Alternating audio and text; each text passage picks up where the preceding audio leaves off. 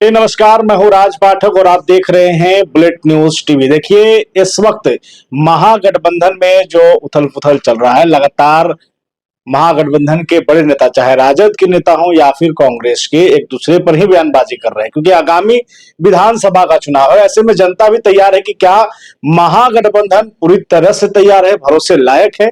हमारे साथ उन तमाम विषयों पर बातचीत करने के लिए कुटुंबा के विधायक, कांग्रेस के कद्दावर नेता राजेश कुमार जी हैं। इनसे जानेंगे इनके क्षेत्र को लेकर के कि बीते 5 सालों में क्या कुछ काम हुआ और साथ ही इस वक्त जो प्रदेश में हो रहा है उस पर इनकी क्या राय है। पहले तो स्वागत है बुलेट न्यूज में।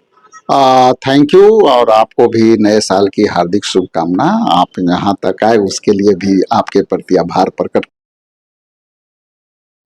जनता लगातार ये सोच रही है कि एक तरफ जहां पर सरकार एनडीए की है और विपक्ष में इंडिया गठबंधन के ये महागठबंधन, लेकिन जब बयानबाजी सामने आता है कि तेजस्वी यादव कहते हैं कि इंडिया गठबंधन सिर्फ लोकसभा के था, जनता सोच रही कि क्या जिस पर भरोसा करने की कोशिश की जा सकती है महागठबंधन पर, क्या इस विधानसभा चुनाव में मजबूत स्थिति में वो आएगा सामने? देखिए, आप पुराने रिजल्ट को देख लीजिए और जो भी ये जो रिजल्ट है वो आप महागठबंधन कह लीजिए, इंडिया गठबंधन कह लीजिए, ये सारे रिजल्ट आपके सामने हैं कि किसी भी दल को बड़ी जीत नहीं मिली, लेकिन बिहार में महागठबंधन को बड़ी जीत मिली थी। ठीक है, सरकार कौन बनाया कौन बिगाड़ा वो अलग विषय है, लेकिन जहाँ तक गठबंधन की बात है तो ये गठबंधन पहली तो ये है कि ये राष्ट्रीय मुद्दा है और इस पर हमारे बड़े नेता लोग उस पर लगातार अपना चिंतन मंथन करते हैं, उसके अनुसार काम करते हैं। उस विषय में मुझे जाना भी नहीं, क्योंकि ये जो बड़े नेता हैं वो इस विषय को निर्धारित करते हैं और सभी एलाइज पार्टनर के लोग बैठ के डिसाइड करते हैं। जहाँ तक बात है कि यहाँ के लोगों का अंडरस्टैंडिंग, तो जिस तरह से बार बार सरकार का रोटी के तरह, रोटी भी आदमी जब बनाता है तो तावे पर पलटता है और तावे पर पलटता है तो कभी ज़्यादा जल जाता है, कभी तो फिर अगले तरफ पलटता है। तो ये जो एनडीए के जो सरकार बिहार में चल रही है वो तो खुद स्टेबल नहीं है, तो जनता उस तरफ से सोचती है कि ये वर्तमान में सरकार कब तक चलेगी, कैसे चलेगी, और ये जनता उस पर नज़र भी बनाए हुई है। जहाँ तक आगामी चुनाव का विषय है तो आने वाला समय हम लोग का गठबंधन इंटैक्ट है।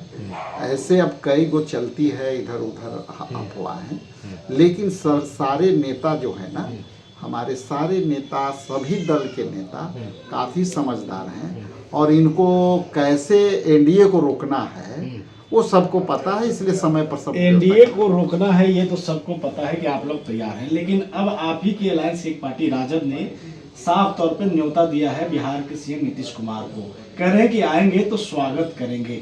आप भी कांग्रेस के कद्दावर नेता हैं और लगातार कांग्रेस का प्रतिनिधि कर रहे हैं, क्या लग रहा है, स्वागत करेंगे सीएम साहब? देखिए, ऐसा है कि हम जैसा कि बोले कि ये हम लोग के राष्ट्रीय मुद्दा है और राज्य के हमारे लीडरों का ये मुद्दा है, लेकिन सरकार कोई भी चलती है तो बहुमत से चलती है और वर्तमान सरकार यदि अल्पमत में आएगी तो कोई भी चाहेगा कि उसको जो है मतलब कांग्रेस स्वागत करेगा ऐसे? बिल्कुल। तो जो है इस विषय पर हम भी बार बार बोल रहे हैं कि ये हमारे राष्ट्रीय नेताओं और राज्य के नेताओं का मामला है, लेकिन यदि इस तरह के कोई भावना बनी तो पिछले बार तो हम लोग समर्थन कर करके जो है किया था और हम लोग उसमें जब हमारी गठबंधन की सरकार बनी तो कई लाख युवाओं को हम लोग रोजगार दिए, हॉस्पिटल में सुधार हुआ और युवा उसी चीज़ को चाह रहा है कि हमारी रोजगार की बात कौन करे। अब वर्तमान में देख लीजिए कि बीपीएससी का जो मामला चल रहा है, बिहार के बच्चे सब होनहार ही ना वहाँ पे गए हैं बीपीएससी के परीक्षा देने, लेकिन उनको जिस तरह से लाठी बर्बरता पूर्वक ये लोकतांत्रिक प्रक्रिया में अपनी बात कहने का, यदि आपके साथ कोई अन्याय हुआ हो या लगता है कि मेरे साथ गलत हुआ है तो विद्यार्थी के बात को समझना चाहिए, उनसे बात करना चाहिए।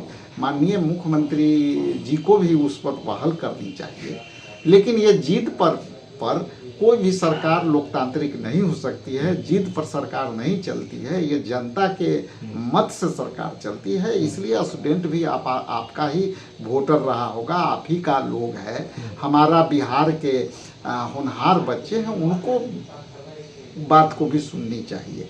जहाँ तक विकास के मामला है तो गठबंधन जो महागठबंधन हमारा है, आप पिछले 17 महीना का कार्यकाल को आप तुलना करेंगे तो बड़े पैमाने पर हम लोगों ने रोजगार दिया, रोड दिया, तो ये सब देखने की आवश्यकता है। बिल्कुल देखने की आवश्यकता है, लेकिन सवाल इस वक्त की यही है कि एक तरफ जहां पर तेजस्वी यादव कांग्रेस को लेकर के या इंडिया गठबंधन को लेकर के बयान देते हैं, दूसरी तरफ सीएम नीतीश कुमार के स्वागत करने का भी बात कहते हैं।